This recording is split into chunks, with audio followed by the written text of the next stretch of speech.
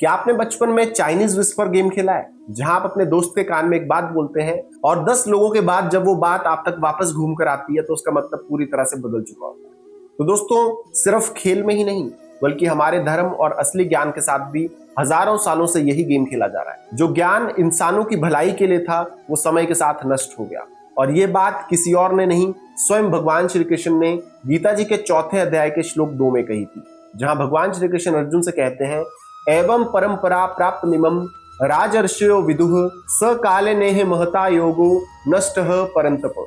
अर्थात भगवान श्री कृष्ण अर्जुन से कहते हैं कि हे अर्जुन, ये परम ज्ञान यानी कि गीता का जो ज्ञान है, एक परंपरा के जरिए सूर्य देव से मनु को और मनु से राज ऋषियों तक पहुंचा था, लेकिन बहुत लंबा समय बीत जाने के कारण अब ये चेन टूट चुकी है और ये महान ज्ञान इस दुनिया से लगभग नष्ट हो चुका है। यहाँ भगवान श्री कृष्ण बता रहे हैं कि जब ज्ञान एक सही सोर्स से नहीं आता तो उसका रियल मीनिंग खत्म हो जाता है।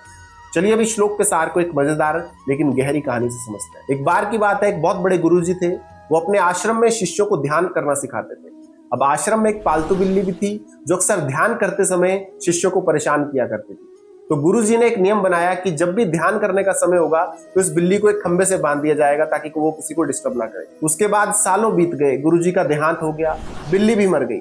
अब नए शिष्य आ गए और उन्होंने सोचा कि ध्यान करने के लिए बिल्ली का बंधा होना बहुत जरूरी है। तो उन्होंने कहीं से एक नई बिल्ली ढूंढी और उसे खंबे से बांधना शुरू कर दिया।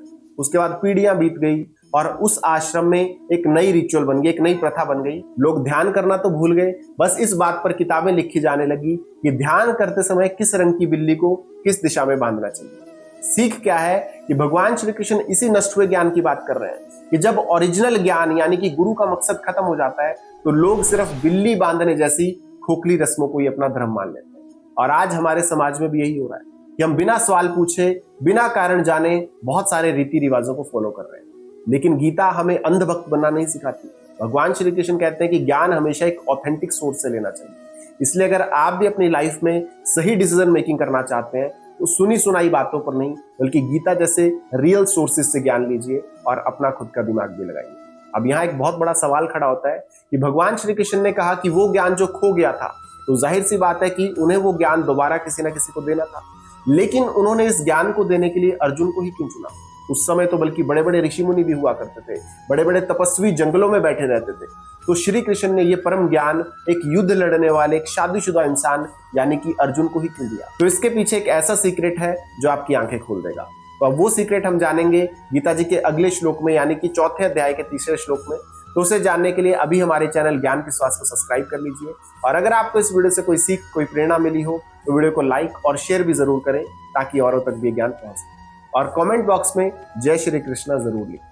तो आज की वीडियो में इतना ही। अब जल्द मिलेंगे हमारी अगली वीडियो में गीता जी के 4थे अध्याय के 3रे श्लोक के साथ। तब तक के लिए जय श्री कृष्ण।